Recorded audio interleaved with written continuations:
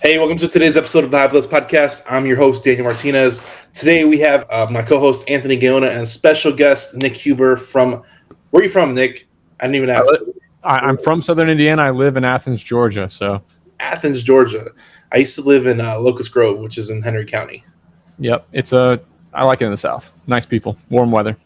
So what's funny is that I actually grew up in Hammond, which is by Chicago. And Indiana, my wife calls it the armpit of the United States. the sun doesn't shine there. It's not too bad. I was in the very southern part of Indiana, but yeah, northern Indiana has the same weather as Chicago, which can get pretty rough. Yeah, it's always rough.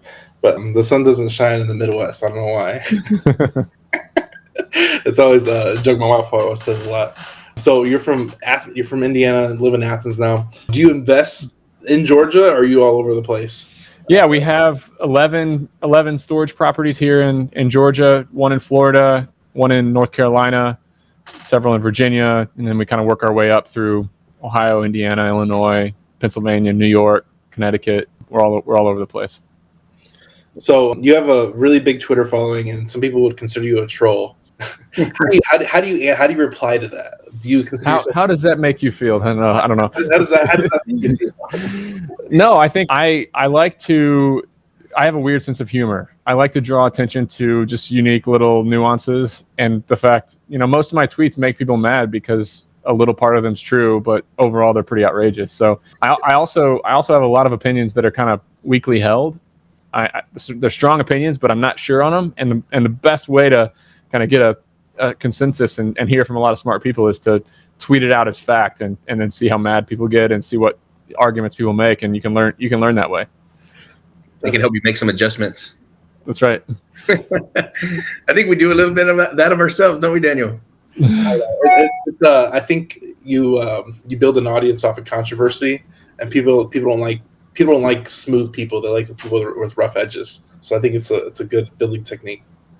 Yeah, very few people actually do the work to form their own opinions. So it's not easy sometimes to be controversial. And I'm not controversial from a political standpoint, or where I'll just argue one side of something where the argument has been beaten to death. I'll kind of bring up, things about parenting and entrepreneurship that people don't generally see. And I guess the biggest one is the Filipino and Latin American labor that I hire in my company, and what people don't understand, and what very few people who don't study economics know, is that 493 of the 500 Fortune 500 companies have employees in these kind of wage arbitrage, low cost of living countries, but yet people get mad at small businesses for doing the same and send me hateful information on their iPhones that were assembled in Bangladesh for $3 an hour. So it's all kind of funny. Well, I really like this conversation. We'll dig into real estate in a second, but I like this conversation because I think it's hilarious, because everybody supports all these like big Fortune 500 businesses, and they love them because they're consumers of that product, and they have nothing bad to say about it, but they don't like looking behind the curtain because it doesn't agree with what their opinion states. So 100% their iPhone, I was laughing because I called Domino's, and somebody from the Philippines answered my Domino's phone call. I was making my order. I'm like, come on, like, this is where it's heading. Like, you either adapt to survive, and if Fortune 500 company is doing this, like, why not copy it? You don't have to reinvent the wheel. Yeah, it's 100% the truth. I mean, as a small business competing locally, or even with an agency or a firm that competes nationally, there's a really great way to get a competitive advantage over other small businesses, because very few American companies with less than 200 or 300 employees have any workers overseas. This show is sponsored by HiveMind CRM. It is more than just a CRM. It is a real estate and business mastermind that comes with an all-in-one CRM. You can have unlimited websites and users. You can call, text, RVM, and email all in one user interface. And you can set up custom automations for any type and multiple businesses. 65% of companies start using a CRM system within the first 5 years of business. Once implemented, the HiveMind will save you on marketing, give you more time, and make more money. One of our users had his first $100,000 month using our system in June. We want to see you automate and accelerate your business. Text us at 210-972-1842 for future meetings, and of course to get our $1 course on how to make more than 6 figures on one land deal. You can schedule your free demo today at hivemindcrm.io. But if you can do that when your company's 10, 15 people, it can give you a pretty serious competitive advantage. You know, I have a perspective on this right now that's a very fresh perspective. I just came back from Cancun, and man, like our shuttle driver of a brand new shuttle, really big company, dude said he makes $10 a day, right? So by us, like the tips that we give them could be equivalent to their full day's pay, right? And then there's lots of people there that are just hustling, man. I mean, they're selling like anything, like candy, chips, like just literally anything to be able to make a living wage. So by us giving them a job, like just because it's not comparable to what you see in America, you know, then hey, it's still giving somebody that opportunity that they would have never had. Like down there, I mean, literally people working for free all day long, just trying to make tips. So I think by us giving them a consistent wage, and you know, their cost of living is a lot lower. So I think that the argument is probably nothing too much more than just virtue signaling, man, because those people need that money just as bad as anybody else. I think it's the sad part is that a lot of Americans act like they are entitled to certain things just because they're American, and that they as human beings are a pedestal above folks in the Philippines or in Latin America. 100%. And it's just not true. A human life is a human life. And I think a really interesting thing happened. It was over a year ago now, because I've had these folks on my team for a really long time. But after a meeting, one of my Filipino employees said, "Nick, hold on, stay on after this meeting. I want to talk to you about something." And the first thing I think as a business owner is, oh my gosh, this employee's not happy. They're going to ask for more money. They're going to ask for more vacation or whatever it might be, because that's what I'm used to with a lot of my Americans. But after the meeting, he's like, "Nick, I just want you to know that like my sister me and my sister share a home, and we take care of our mother because our mother has a disability. She can't work. And so we take care of her. And I just want you to know that since I got this job, before you, I was working for $2.20 an hour, but I had to commute in a crowded bus for 2 hours each way. So I really couldn't, make that much money. And I was spending a lot of my time commuting. But after I got this job, my sister no longer had to be a sex worker to pay for to help support my mom." Damn, man. And it's just like, holy shit, people don't understand this stuff. 100%. That's crazy. I think about that too, because I've had Filipino workers for over 2 years now, and I went to interview 2, and I'm like, let me just hire them both. I'm a partner in a company called Support Shepherd for that very reason. I use Shepherd to kind of be the agency that goes and finds these people. Like, they help me build the job description, they help me rank the English, they vet the candidate. And then they brought me 3 candidates for my very first interview. And I interviewed them all back to back, 20 minutes with one, 20 minutes with another, 20 minutes with another. And at the end I was like, I want all 3. I mean, are you kidding me? I can get this level of talent for $4.75 an hour, $4.75 an hour, $900 a month. It blew my mind. I hired all 3 of them, and I guess the rest is history, because it's 50 plus folks now working with me from over there across my companies. That's amazing. I think a lot of people underestimate the value of people that actually come from over there, and I think they deserve a lot more credit. They really do. Have you all hired anybody in Latin America yet, and then Colombia or any of those? No, I've had really good experiences with the Philippines, and I haven't hired anywhere else. But, so the Philippines is super strong when it comes to English, repeatable tasks, data entry. Like, they prep our spreadsheets for underwriting.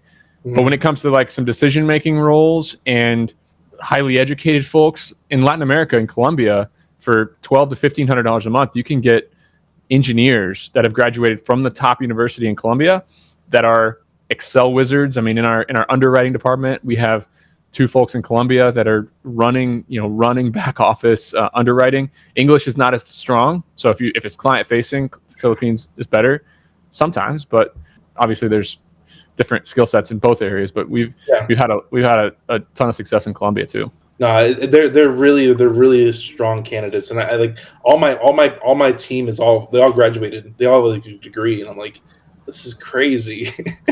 Yeah, it's awesome. They're really good people too, and I think I've gotten like personal flack, and I'm sure you get it all over Twitter, but like I've gotten personal flack from my family. Like one of my parents was like, why aren't you hiring Americans? And I'm like, you don't get it. Well, we are also hiring Americans, but I mean, it's pretty clear if you do business in a lot of these spaces that we do business in, there's just not enough Americans. There's not enough people to do this work. I mean, you look around at everything that needs done, the quality of life that we have with all of our software, the way data moves, our real estate. I mean, if anything can be done in a back office from a computer, it's a blessing that it can be done, that other countries can help us get all this done to make our quality of life so good, in my opinion. So I want to ask you this: how you have 50 employees? How do you utilize them? Because I know you said you have some in underwriting. What's the uses around all your businesses or businesses? Yeah, so at our cost segregation firm, it's engineering, it's sales, a lot of Latin America. In our real estate company, 45 employees there, 10 are Americans, the other 35 are either Philippines or Latin America. But yeah, it's customer service, 24/7 customer service at my storage facility. It's collections, it's property improvements, it's closing procedures. Basically every division has some folks abroad in it. Yeah, they're really great, because I think even that point, like you can give personal assistance, maybe like your admin, whoever that major person is, and then they can help out virtually with appointment setting and getting tasks done, and maybe answering emails and customer service, because like there's so much like behind the desk tasks that can be done virtually, that they're well suited for those positions. I have a friend who runs a commercial real estate appraisal company, and he actually paired a Filipino with every one of his appraisers, so that while the appraisers are out, they're kind of communicating throughout the day, all day, but the Filipinos keeping up with the emails, they're helping make the reports, they're helping them compile data, so that it used to be they could appraise 3 properties, do 2 or 3 site visits in the morning, and then they'd go back home and spend the rest of that day and the full next day in the office doing admin work. Yeah. Now his appraisers, teaming them up with admins, can do double the amount of work. The use cases are pretty awesome. And my other friend runs a general contracting company. He builds out quick service restaurants and gyms inside of strip malls, and also builds out offices. And his estimators, he's moving his estimators overseas. He's also given his construction managers, his PMs. Every PM kind of gets a teammate. He calls them it's not really a virtual assistant. It's kind of like a office admin staff personally for that PM. So they're running around all day. They're driving. They're taking meetings. They just don't have time to be responsive by email. So just the back end admin half just amplifies what an American can do, even if they're on the ground in a pretty sweaty business.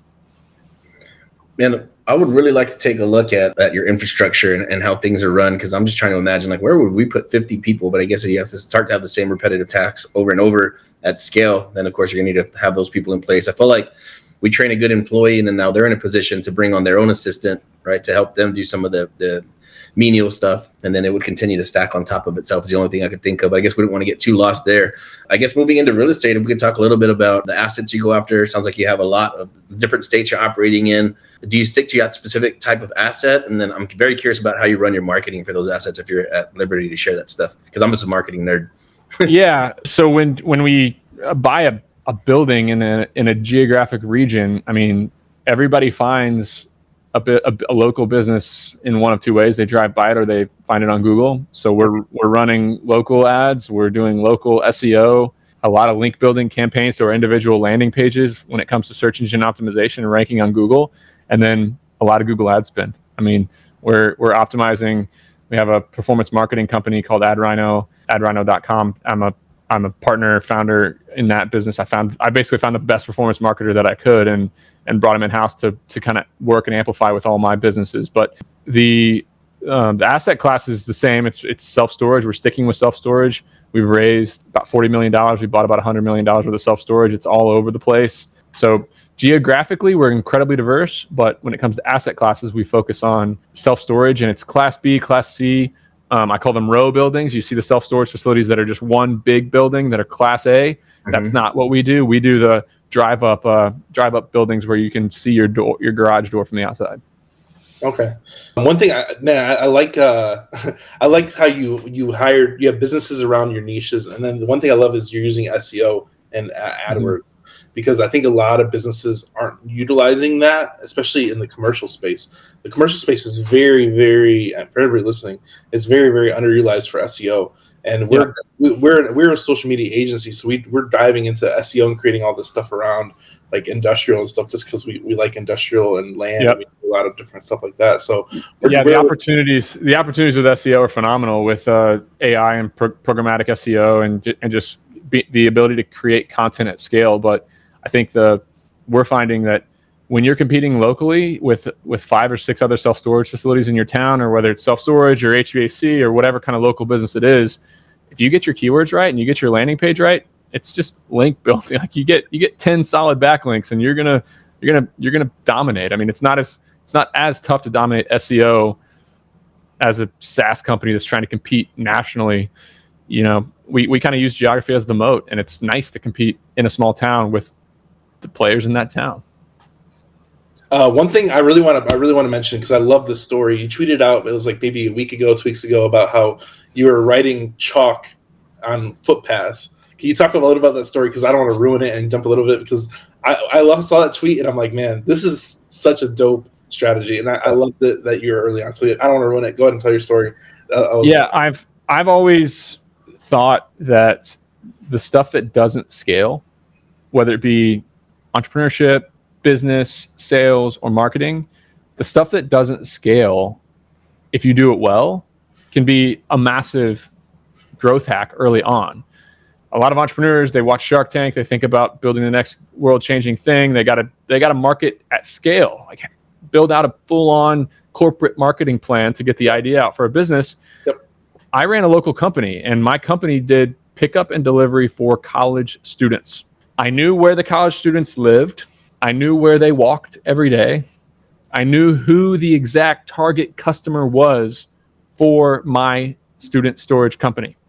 I knew that 60% of our customers were female. I knew that 60% of our customers were also freshmen. Wow. So in Ithaca, New York, there's actually a dorm that's only freshman women. Oh, nice. I knew that dorm, that one spot, that one geographic point is where my customers lived. They lived there. It's not like they just shopped there, drove by sometimes. So I was in a business where we did college student storage. I knew where they lived. I knew where they walked. I knew what classes they went to. I mean, there'd be footbridges. There'd be pinch points on these college campuses where all of my customers would walk to class every day. And so we looked at Google AdWords. We looked at SEO. We did that stuff as well. But when it came down to it, I got a box of chalk, went out on the campus, and there's a bridge separating North Campus from Central Campus in Ithaca, New York, at Cornell. And I went on that bridge every morning before everybody went to class, and I wrote college student storage, storagesquad.com, $29.99 a box, all summer. And they walked right over the ad. And sometimes I'd be writing this in chalk, and I would see kids stop and take a picture of it with their phone and send it to their mom to sign up for. And then I would see the email come in of the new customer 10 minutes after I wrote this chalk ad. So the picture that I said, this was when I started this business when I was a junior in college. The senior year in Ithaca, we painted that campus with chalk and slid flyers under all the doors. Just did the marketing that didn't scale, and we disrupted the local storage market. I mean, 2,000 kids used storage, and they all used the one competitor. And the next year, 1,000 used that competitor, and 1,000 used us. And we did almost $300,000 in revenue in Ithaca. It was crazy. Just us running around, me and my business partner running around, putting chalk ads on the ground and sliding flyers under doors. Then we decided to launch in Boston because Boston is the student storage mecca. Like it's Northeastern's there, BU's there, Tufts there, Harvard's there, MIT's there, Brandeis. All these colleges were right in Boston. We knew where our customers lived. They were all expensive private schools. They were all a lot of the students were from out of state, even out of the country. We knew they were ideal customers for us. So my partner and I bought a box truck on the south side of Chicago for $2,200. Drove down the south side of Chicago on Craigslist, bought a box truck. I put 50 things of chalk and a lot of t-shirts in that box truck, and I drove it to Boston. My wife was working there as a dietetics internship. She had an internship. I slept in her apartment, parked my truck out in a paid lot where I had to pay, $1.25 every 3 hours to park my big box truck. And I spent the entire month of March on these college campuses writing chalk advertisements. I went through 60 boxes of chalk. I probably did 2,000 ads. And I would go to Northeastern, and again, I knew where my customers lived. I knew where they went to class. I knew what time they went to class. So all I had to do was write a chalk ad on the ground that said $29 a box, storagesquad.com, student summer storage. I did that same ad all over Boston for an entire month, just me. And my wife helped me a lot too in the evenings and the weekends. And we got, I think, 3,000 students, 3,000 customers the very first year, over $500,000 of revenue. That's incredible, dude. I love that story. Daniel sent me that tweet, and I clicked on it. I was like, this is amazing. That's something like even me as a seasoned marketer, like that's thinking way outside of the box, but also, like you said, keeping it very simple. Mm-hmm. Something that maybe you can't scale that. I think that's a lot of the times where the sweet sauce is. Yeah, I got kicked off Harvard's campus 3 times by security and eventually gave up. Harvard's the only one that didn't let me put my chalk ads down. All the rest of them, all the rest of them, maybe they didn't like it, but they didn't have anybody that went to the trouble of trying to stop it. What I really like about that story is that a lot of people, like, they think they're doing enough to succeed, but they're not doing enough to succeed. And I think you can say you did enough to succeed on that one, because I think even getting up early or getting up at a certain time, knowing when they go out, like putting it out there, because I'm sure the shelf life of that ad isn't very long if it rains, Even if it's windy, like the chalk ad is going to be unreadable in about 48 hours. So yeah, you gotta go from campus to campus to campus, and I could hit 3 campuses a day and put 15 chalk ads at each campus, and 2 days later I was back doing it again. And I was getting customers so fast. The customers were coming in, and about April 1st or 2nd, we're like 3 weeks away from doing our first pickups. I'm like, oh my God, I need employees now. I need employees. So I went to Northeastern. It's the school that gets out the earliest. And in all the same locations, I put need summer work, ? 12 to $15 an hour, storagesquad.com/apply. And I wrote that ad all over Northeastern's campus for 2 weeks until I had 15 Northeastern kids hired to drive trucks and deliver the service that I promised all the other kids at all the other campuses. That is so funny. Dude, that is genius. Pull the customers out of the exact same place and then do the hiring right out of there too. Yeah, we were scrappy. We didn't try to, early on in our business journey, we just didn't try to think too big. We didn't try to take over the world. We didn't care about scalability. We didn't watch Shark Tank. We didn't even really call ourselves entrepreneurs. We didn't read entrepreneurship books. We were just grinding. We just did what we needed to do to get customers and then deliver a service. Made a lot of mistakes along the way too, of course, but survived. That's the best part, though, is making the mistakes, doing the work. And I always talk about this too, is like, you have to do the work. You have to do the work. It is what it is. Like, you have to do the work. And a lot of people think they're doing enough, and I think that's the epitome of doing enough. Mm-hmm. So when the money starts rolling and you're doing enough, you figured it out. I love that story. I'm really glad you told that, because I'm like, it was such a dope tweet. I love, like, as much as a troll you are, stuff like that. Like, okay, that makes sense. It brings it all together now. People can like me, they can hate me, they can despise me, they can talk whatever junk they want on any of my tweets, but I'll never be accused of not really working my butt off to get some things going back in the early days.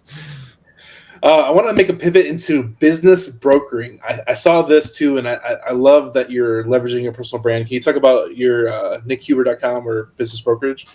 Yep. So my dad was a VP of construction for a developer for 35 years, and he built, I think it was 62 or 63 nursing homes, assisted livings, and apartment complexes for a developer in Southern Indiana. Super talented, great salesperson. He's just a charismatic person who understands the world and can talk to anybody. He called me 2 or 3 years ago, and he's like, Nick, my boss is retiring. When am I going to come to work for you? Like, when do you need me? And it's not like it wasn't about needing him. It's like, Dad, I can't afford you. Like, you make $150,000 a year. I can't afford to pay you to come to work for me. and I don't know what you would do. Like, I just need a little bit more time. I need a little bit more time. So I kept growing the following, kept growing the portfolio of businesses. And last year, he's coming on a little strong. He's like, Nick, like, this is the trajectory of my company's changing. They're not doing any more construction. Like, when can I come to work for you? When can I come to work for you? And finally, he called me about 6 months ago and said, Nick, I quit my job. So I don't know if you're ready for me or not, but I need a job. And so I said, okay, well, I've been looking at this business brokerage that I want to start. We need to build a small team, but I just want you to work on special projects and partnerships and growing the Nick Huber brand, because like you said, the reach was just getting incredible on Twitter with the business owners that follow me and are fans of me and are building companies. So my offering of businesses that I was starting to grow, but I also kind of realized that most business brokers don't have distribution. And that's the one thing you need in a business broker. So it was going to be nickhuber.com, a business brokerage. We're going to buy companies. I'll buy a couple companies through the years. I'm going to sell 4 to 5 companies a year that meet with the parameters of what we're looking for, which is generally businesses either online or in person, or real estate assets. And then my dad came on as the first hire. We made another hire with a little bit more tactical experience in the business brokerage world. But yeah, we've been at it about 3.5 months, and we're about to take out our first 2 listings to my audience of people who might want to buy them. That's amazing. I think the people underestimate not necessarily you personally, but they underestimate the personal brand you could build and the ways to monetize it.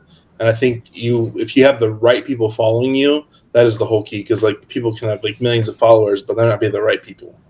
It's been a really interesting thing, and I'm learning that yes, the people who follow me are deal makers. They're in the trenches. They're building companies. That's learning number one. And when you have a bunch of companies that are, needing a lot of things, and you got a lot of line items in your business where you need web development, you need SEO, you need hiring, you need recruiting, you need all these different things. The part that I didn't understand was going to be my ability to attract talent. Meaning, okay, yes, I have all these businesses that I could potentially sell into, and all these services that I could start, and all these businesses that I could start, but I didn't know that of these 300,000 followers, and I got 400, and in the last 6 months, I've had over 450 million impressions on Twitter. Jeez. When you have that kind of reach, you can really attract people to come join your team and work for your company that are super talented. And if these people that come to work for me understand the reach, they understand the distribution, they understand the long-time goal, I can find a way to motivate through equity, salary, whatever it might be. I can motivate exceptional people to come on my team and help me build businesses. So that's been my goal right now in the near term, is to build a suite of kind of foundational businesses, meaning these are businesses that all of my companies need. So I went out and recruited the best performance marketer, started AdRhino. I've recruited the best recruiter, started RecruitJet to recruit talent and hire talent inside my company. I hire Filipinos and Latin Americans through Support Shepherd, an international recruiting company. The list goes on of just ways that I can supercharge my own company through my own services, grow that base to make them all profitable companies in their own right, use my platform to attract operators to come in and partner with me to run these companies. And long term, I want to start buying businesses and investing a lot of my own capital, partnering with people in companies. And that's where, my dad and the business brokerage fits in of, hey, we're gonna build our Rolodex full of killer operators and businesses that we might have our eye on in the future, and kind of build a family office holding company over the years. That's dope. One thing I love, we have a CRM company, like software digital SEO kind of agency, and I'm like, I told one of my family members, I'm like, one of the dopest things about having that business is I don't have to pay for that anymore. It usually comes out of the operating budget. Yeah. And also I started SEO company, Bold SEO, and the first 7 clients are already signed up. It's like, all of my businesses need link building services. We're going to get on link building packages right away. So when I'm putting $20,000 a month on the monthly recurring revenue from just my own portfolio, it's a lot easier to go ahead and make 5 hires. Like, let's go ahead and build the team to start this company. And you're starting with a competitive advantage in a way, like you said. 100%.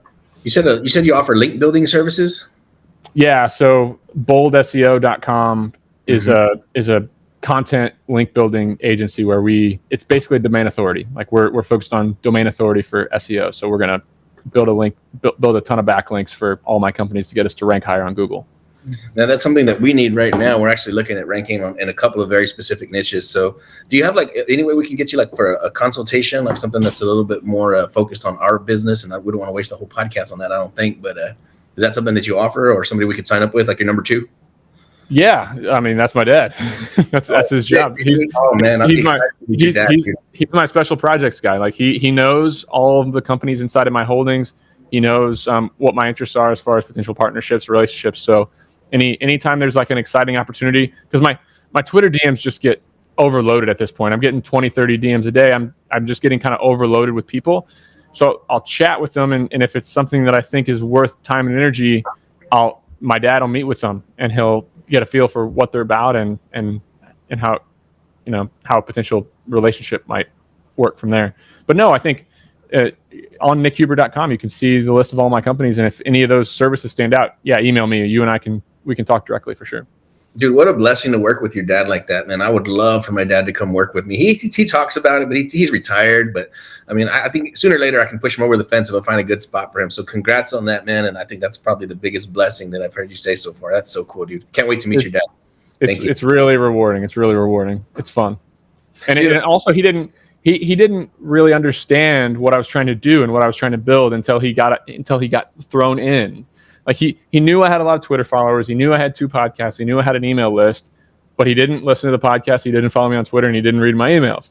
So he didn't really know and understand what I was building. Now that he's in here, I mean, he'll send me emails every single day. He'll be like, Nick, I met with.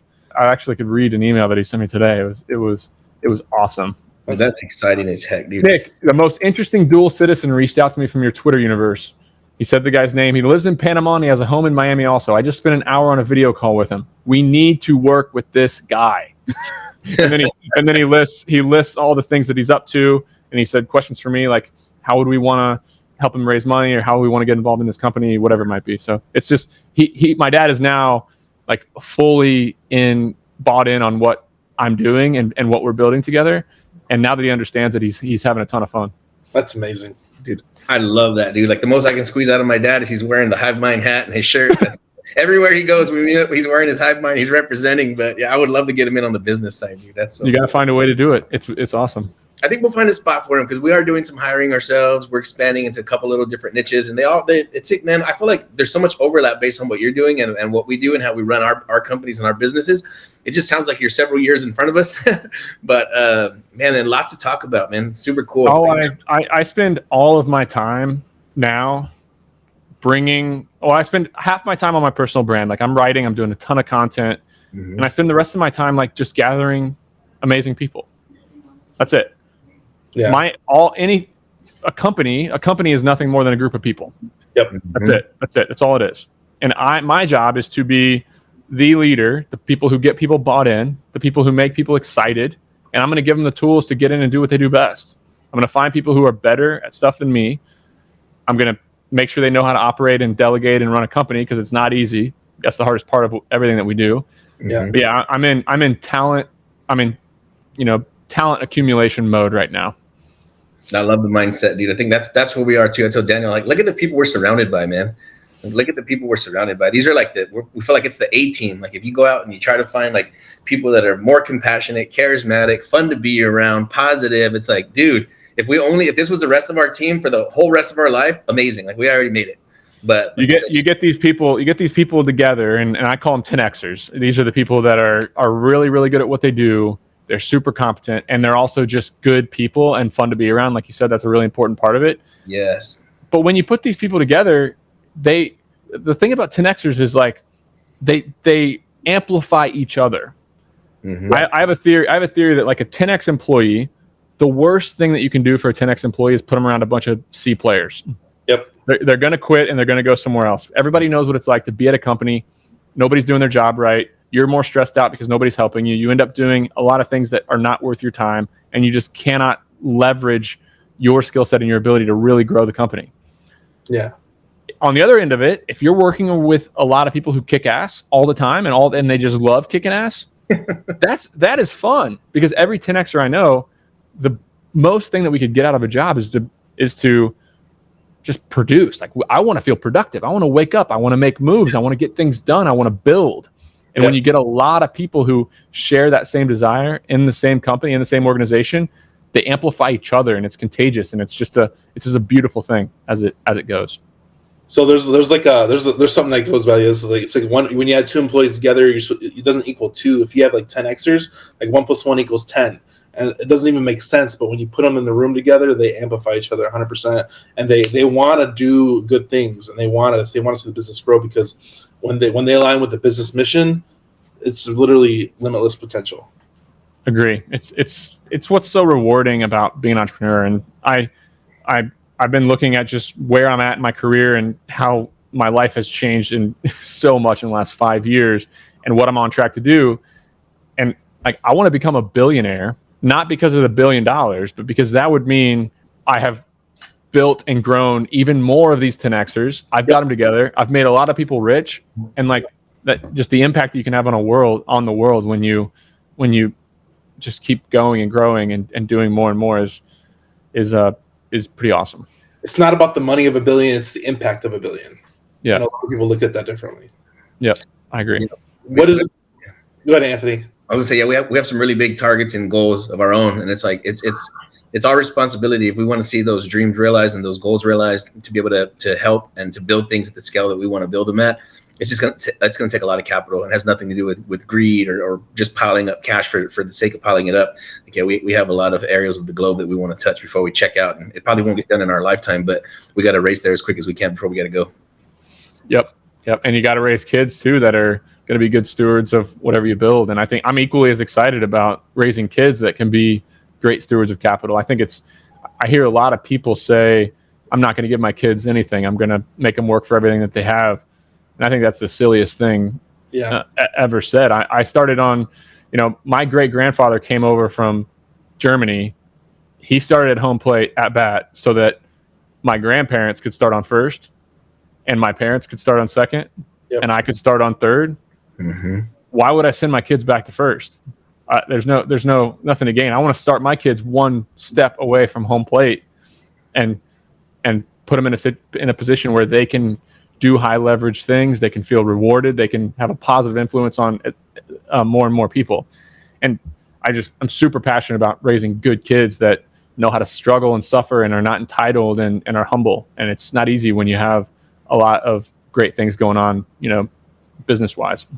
I was just getting chills on top of my head right now when you were talking, man. Like, the things I'm teaching my kids now, it's stuff like about, charities and funds and doing more high level stuff. Like you said, why would I put them back on first base and have them doing hourly stuff and the daily grind? Like, I burned my whole life do that. I watched my parents do that.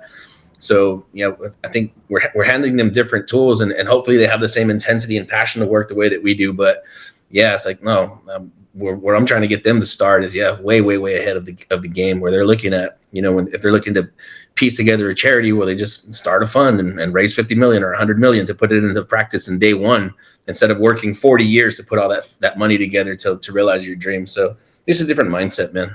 I think true success is a generational game. Mm-hmm.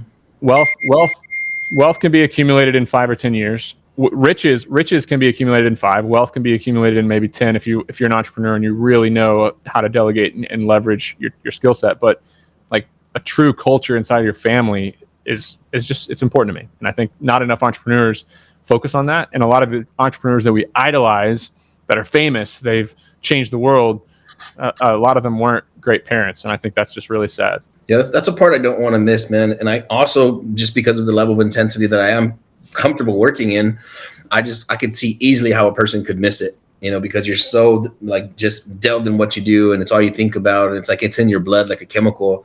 Very, very easy to miss out on those best moments with the kids and having those teachable moments, or just those memories. They're gonna remember, hey, my dad said this, my dad said this. This is really hard, because playing business at a high level, playing this game at a high level, is the most addicting thing on earth. Mm-hmm. It's like gambling. It's like gambling when you have the deck stacked in your favor. Yeah. People get addicted to gambling at a casino when the odds are they're going to lose money. Imagine how addicting gambling would be when you're making business decisions and you're playing the game of business with a competitive advantage. You know what you're doing. The odds are in your favor. You're making decisions now that are unknown with incomplete information, and you get to see the result of those decisions a week from now or a year from now or a decade from now. There's nothing more fun than the nuance and fluidity of business, period. Mm-hmm. It is super, super addicting. So I can see it. I can absolutely see why folks get so obsessed with business and entrepreneurship that they sleep, that they're a 50 plus year old entrepreneur and they're worth billions of dollars, but yet they spend a month sleeping at Twitter headquarters instead of hanging out with other people. I can see why. Like, I understand it. I can relate. Yeah. Because this is addicting, and the bigger you get, the bigger your ego gets, the more people idolize you, and the more employees you get, the more power you get when you get wealthier. And then you realize that, holy shit, like, sometimes the risk here is that you become your own, you can become your own God. Mm-hmm. And that's you got to have the humility and you got to have the perspective to avoid that when you're playing this game at a high level. Wow, man, that's powerful, dude. We got to make a reel out of that. And I do feel that. And I think I realized it early on when my kids were small, is I felt like, okay, if I'm thinking about it in terms of minutes invested versus like wealth created, it's like I'm burning minutes of their childhood, to build this thing out. And it's like, I've just got to make sure like to allocate every minute appropriately, I guess, so you don't overdo it. Because like same thing with like alcohol, you have a little sip and then too many sips, and the next thing you know, you're annihilated. So same thing with the kids, man. It's like I just want to be very, very careful with their time. And later on, when they take off to college or whatever they're going to do, and they're too cool for dad, then I'll still be going super, super hard then. I'm just trying to be super careful with what I do with their time right now. Balance is really, really hard. And yes, I spend a lot of time on in this office. You're looking at it right here, looking at this computer, chasing invisible dollar figures in a bank account somewhere. But there's so many other areas of life, and a friend of mine, Rock Thomas, calls them gardens. Like there's a garden for your physical health. There's a garden for a relationship with your wife. There's a garden for you being a father. There's a garden for your spirituality. There's a garden for your hobbies. There's a garden for your friends. And all of those gardens in your life need water to live a balanced, healthy life. Every single one of them. You got to water your business. You got to water your relationship with your wife. You got to have a good relationship with God. You got to have a good relationship with your friends. You got to have hobbies. You got to be physically fit and healthy. And if you lose balance, just like you mentioned with alcohol, if you lose control and go too deep in one and the others start to fall apart, it's a really, really rough place to be. And it makes life not fun at all, even if you dominate some areas. You can dominate business. You can get wealthiest beyond your wildest dreams. But if you don't nurture friendships, you're going to be lonely. If you're wealthy beyond your wildest dreams, but you're not physically healthy and you've let your body deteriorate, you're going to be on your deathbed at 70 years old instead of 90. And those are like, having the balance is really, really, really hard when you get the high and the rush from entrepreneurship and you play the game at a high level. So keeping that perspective is not easy, because look, kids are not like 75% of the time with kids, their work, like 25% sheer joy. But if you're talking about a 3-year-old kid, like 75% of the time you're cleaning up the fact that he just shit himself all over the place when you're at the country club pool, or you're trying to get home. It's 95 degrees and the car is hot as hell. You haven't eaten in 7 hours and your blood sugar's dropping. You feel like crap, and your kid's screaming at you in the back seat. Like, that's not all fun. It's kind of, it's a lot of sacrifice. It's a lot of sacrifice, but it's so worth it. Yeah, dude, definitely worth it, man. Dude, I like that you mentioned the God team, and I think people are afraid to talk about that, to even mention it, and entrepreneurship. And it's not like we're not holy rollers, but we try like heck to stay grounded in our faith and in our beliefs, and that's something that's important to me. And similarly, right, you can go in the complete opposite direction, and then business. How can somebody look at how amazing this world is and the opportunity for memories and fun and building and just the opportunity that we have all around us and how things work? How can you look at how freaking unbelievable all this is and not think that somebody put this together? This is not a chemical soup that was just like mass just accumulated. A lot of times I joke, but I'm dead serious. Like, I'm a big steak guy. and we're having just this amazing, incredible meal. And like sometimes I just feel like tearing up. Like there's like people on this planet that are never gonna have this meal. Like so some creator put this together and then they blessed me with it for whatever reason, man. And I want to share a Wagyu tomahawk with you someday, Anthony. Oh, dude, I'll fly out there any day of the week. You let me know. I just posted some on Facebook like 2 days ago. They weren't Wagyu, but their tomahawks were like this. A couple of them. Nothing better than a good steak, man. Nothing better than a good steak. Yeah, I'm a connoisseur. Where can people find you online? I think we covered a lot of good topics, and I hope everybody here is still here and tuned in to this point. But where can people find you online?